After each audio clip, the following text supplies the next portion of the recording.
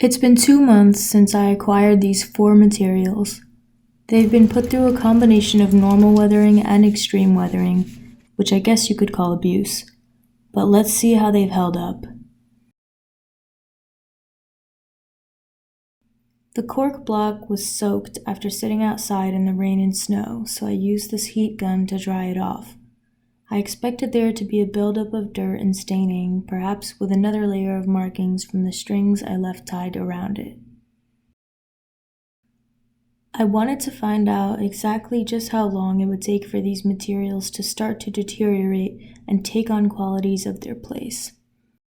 How damaged could they get before we consider them no longer usable?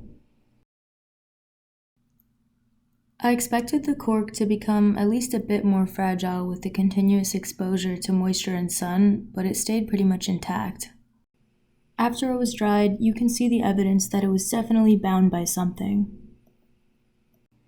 I expected that the kiln-dried cedar board would transform in color, but I wasn't sure exactly how. The areas where the rusting steel and the string were placed on top of the wood turned to gray faster, while the rest of the piece retained some of its original warmth. I find the collage of colors to be a quite beautiful indication of place. For the steel mesh, I was most interested in seeing how it held up against Pittsburgh rain.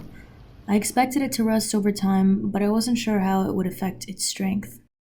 Compared to my original material testing, it was definitely weaker. The mycelium didn't go as planned. Living organisms are unpredictable.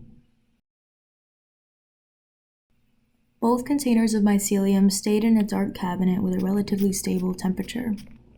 Apart from the occasional misting, I found that when I exposed them to light and air, they didn't grow nearly as much, and I wanted to see a difference at the end of this experiment. If we want to design for the future, we have to design for change over time. As soon as materials are exposed to the outside world, the elements get to work on constructing finishes.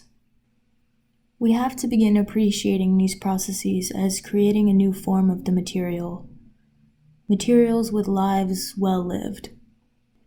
Even if sometimes that means the absence of light and the occasional fake rainstorm.